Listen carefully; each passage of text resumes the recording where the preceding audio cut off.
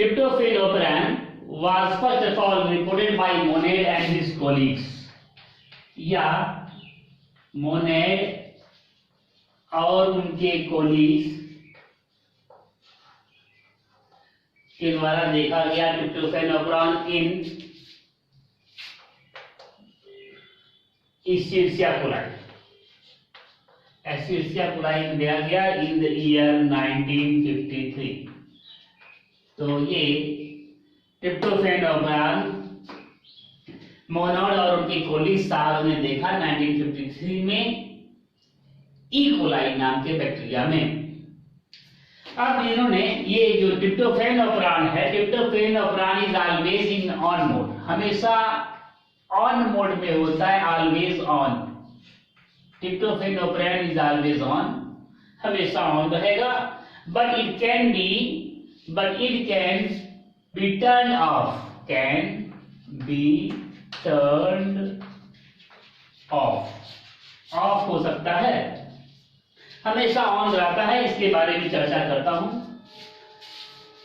कि कैसे रहता है हमेशा on. Tryptophan operon consist of a promoter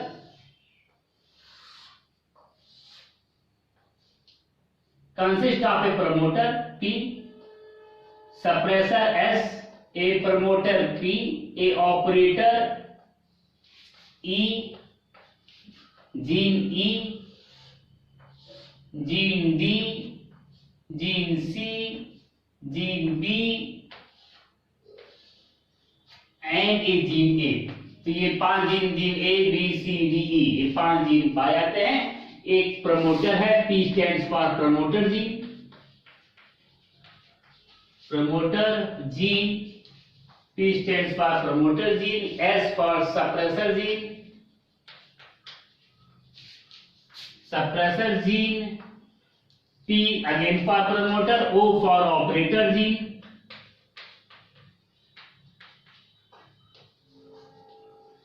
and gene A, B, C, D and E are structural gene।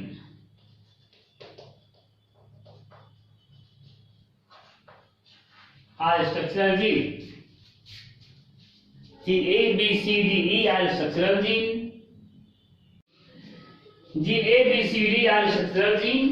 Gene P, from the gene P RNA polymerase is attached, gene P से RNA polymerase attach होता है, और ये वाला भी gene P है, मतलब promoter gene है। प्रमोटर जीन से जीन P और प्रमोटर जीन से आरएनए, इससे भी आरएनए पॉलीमरेज अटैच होता है, इससे भी आरएनए पॉलीमरेज अटैच होगा। जीन S प्रमोटर जीन पर आरएनए पॉलीमरेज अटैच होगा, और ये आरएनए पॉलीमरेज स्लाइड करेगा ओवर द जीन S और suppressor gene. Gene S is the suppressor gene, gene S के ऊपर स्लाइड करेगा, और ये जो है या इसका ट्रांसक्रिप्शन हो जाएगा, ट्रांसक्रिप्शन इसका हो जाएगा। और ट्रांसक्रिप्शन के बाद यहाँ पर यम आरएनए का फॉर्मेशन होगा, और फिर इस यम आरएनए से प्रोटीन का फॉर्मेशन होता है। इस यम आरएनए से फिर प्रोटीन का फॉर्मेशन होता है। दिस प्रोटीन, ये जो प्रोटीन है, इस प्रोटीन का फॉर्मेशन हो रहा है। This protein forms an enzyme, यह प्रोटीन एक एंजाइम का फॉर्मेशन करेगा, but it forms an inactive enzyme, it forms only the protein part of an enzyme. The protein part of an enzyme is known as apoenzyme. यह protein का formation करेगा, और protein part of an enzyme का formation करेगा।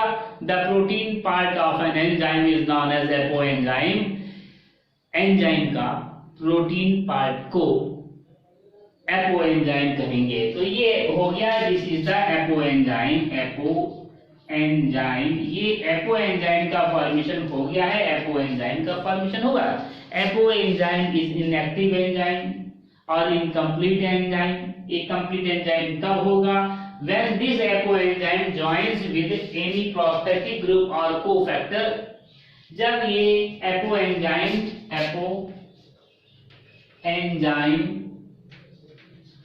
ये जो apo enzyme है, जब ये कोई भी प्रोस्थेटिक ग्रुप या फिर और कोफैक्टर, जब ये कोई प्रोस्थेटिक ग्रुप या कोफैक्टर के साथ जुड़ेगा, then it is known as, तब इसे मैं होलो एंजाइम बोलता हूं, तब इसे मैं होलो एंजाइम बोलता हूं, और it is also known as complete enzyme. तब इसे होलो एंजाइम और कंप्लीट एंजाइम और एक्टिव एंजाइम बोलता हूं। तो इसके अंदर सिर्फ एंजाइम का बस प्रोटीन पार्ट है, उसको मैं एपो एंजाइम बोलता हूं। This is not a complete enzyme, this is an inactive enzyme. यह एक इनएक्टिव एंजाइम है जिसको मैं एपो एंजाइम बोलता हूं।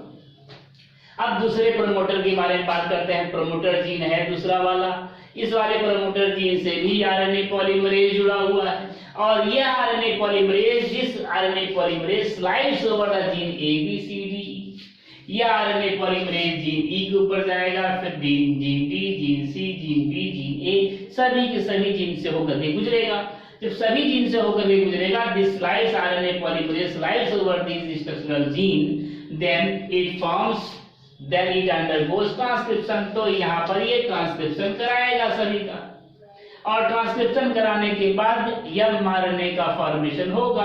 After the transcription this forms mRNA, और फिर mRNA सभी mRNA ट्रांसलेट होगा, and after translation this forms protein formation. इसके बाद यह प्रोटीन का फॉर्मेशन करेगा।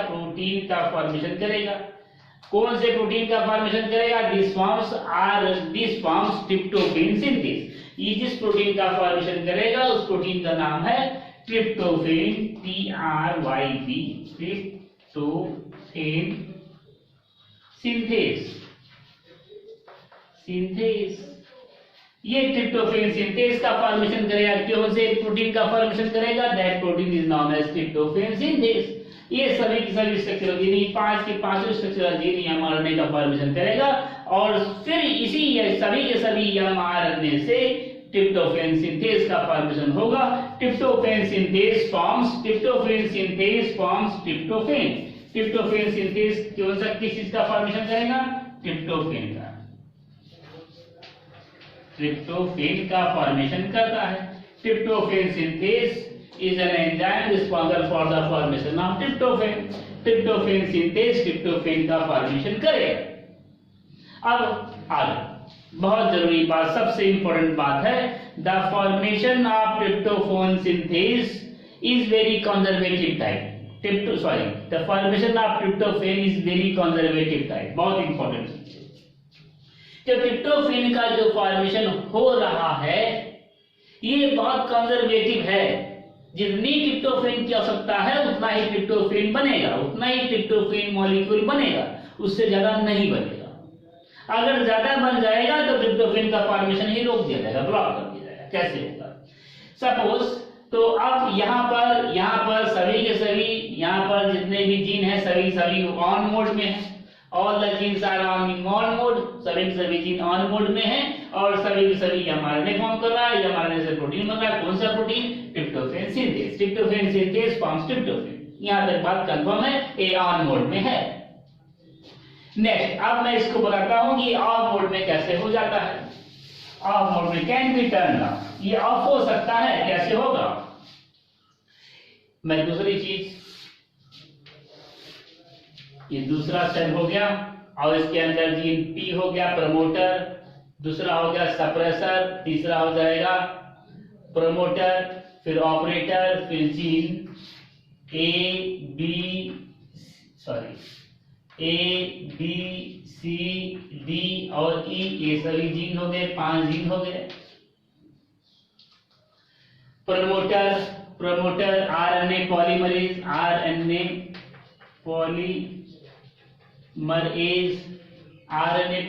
इस पर भी। और ये सप्रेसर क्या बनाएगा? सप्रेसर फॉर्म्स एन एपो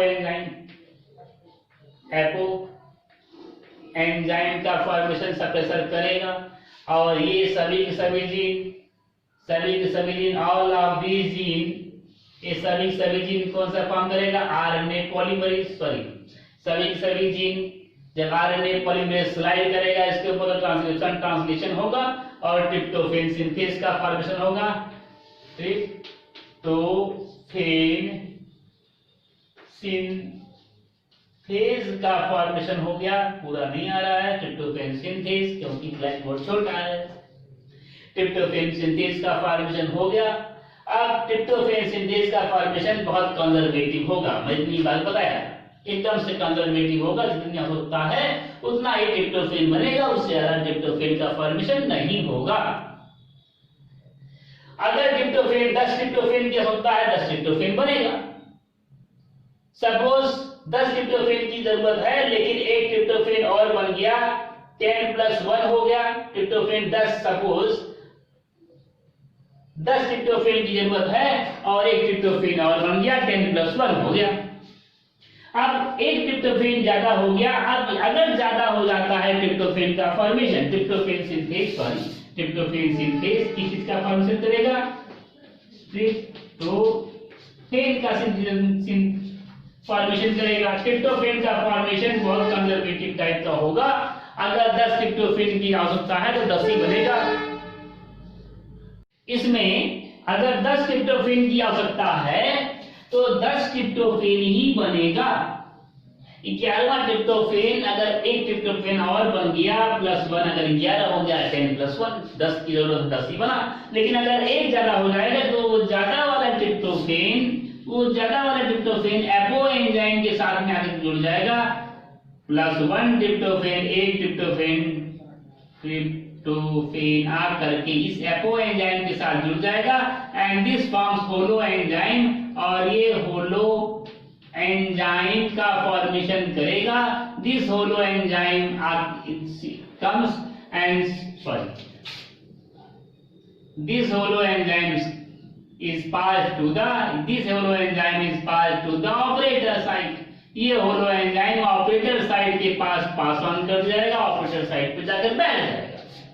यह होलो एंजाइम ऑपरेटर साइट के पास जाकर के बैठ जाएगा, ऑपरेटर जीन के ऊपर जाके बैठ जाएगा और आरएनए पॉलीमरेज स्लाइड नहीं कर पाएगा gene A B C D E के ऊपर, स्ट्रक्चरल जीन से वो नहीं होकर के गुजर पाएगा और फिर ट्रांसक्रिप्शन नहीं होगा, न ट्रांसलेशन होगा, ट्रिप्टोफैन सिंथेज का फॉर्मेशन नहीं होगा। ट्रिप्टोफैन सिंथेज का फॉर्मेशन नहीं होगा तो ट्रिप्टोफैन का भी फॉर्मेशन नहीं होगा। इस कारण से ये ट्रिप्टोफैन के फॉर्मेशन को रोक देता है। अब ट्रिप्टोफैन का फॉर्मेशन रुक गया है, ये जीन जो है ट्रांसक्रिप्शन और ट्रांसलेशन नहीं कर पा रहे हैं, this is in of mode. ये जीन कैसा है? ये जीन ऑफ है, जीन आर टर्न्ड ऑफ। क्यों ऑफ हो गया? क्योंकि यहाँ पर ट्रिप्टोफैन की जितनी आवश्यकता थी उससे एक ज्यादा ट्रिप्टोफैन बन गया और एक ज्यादा जो बन जा रहा है ट्रिप्टोफैन वो एपो एंजाइम के साथ रिएक्ट करके होलो एंजाइम, एक्टिव एंजाइम का फॉर्मेशन करता है। This active enzyme comes and sits at the operator site, operator gene पे आकर के बैठ जाता है।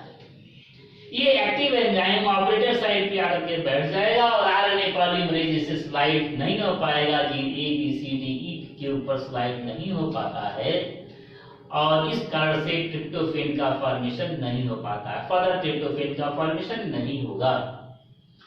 This thus the genes are turned off। अगर ट्रिप्टोफैन की आवश्यकता और पड़ेगी, अगर ट्रिप्टोफैन की आवश्यकता पड़ी उस समय जो होलो एंजाइम के पास ट्रिप्टोफैन है, holoenzyme consist of tryptophan as well as apoenzyme. Holoenzyme के पास जो ट्रिप्टोफैन है that tryptophan is used up, वो ट्रिप्टोफैन यूज्ड अप हो जाएगा और इस तरीके से फिर एपो एंजाइम बनेगा। एपो एंजाइम इसलिए एपो एंजाइम चलाएगा यहाँ पर। अगर अब फिर से ट्रिप्टोफैन की आवश्यकता है, इसके अंदर जो ट्रिप्टोफैन है इसके अंदर होलो एंजाइम के अंदर जो ट्रिप्टोफैन है उसको यूज अप कर दिया जाएगा and this enzyme becomes inactive. Holo enzyme से ट्रिप्टोफैन निकल गया तो ये इनएक्टिव एपो एंजाइम हो जाएगा and this RNA polymerase can pass through it. Active enzyme है, इनएक्टिव एंजाइम है, inactive enzyme do not bind the operator gene. Inactive enzyme operator gene को नहीं बाइंड करेगा और आरएनए पॉलीमरेज फिर से स्लाइड करेगा और फिर से ट्रिप्टोफैन सिंथेज का फॉर्मेशन होगा और ट्रिप्टोफैन का फॉर्मेशन होगा। अगर ट्रिप्टोफैन का फिर से नंबर बढ़ गया, then again this process is repeated and the gene is turned off. Apo enzyme convert into holo enzyme and holo enzyme turn the gene off. Gene structural gene को off कर देगा। In this way the tryptophan operon is conducted. इस तरीके से tryptophan operon conduct होता है। Tryptophan operon हमेशा on ही रहता है, लेकिन जैसे ही ट्रिप्टोफैन का नंबर एक्सेस हो जाएगा, that tryptophan reacts with the apo enzyme and forms active enzyme, and the active enzyme sits at the operator site and thus it turns all the gene off. इस तरीके से सभी के सभी gene को वो ऑफ कर देता है। Now we will discuss about the human genome project. इसको अच्छे से, इसको दोनों को, एक टर्न ऑन मोड है, दूसरा ऑफ मोड है, इसको दोनों को अच्छे से उतारने का, अच्छे से उतारिए।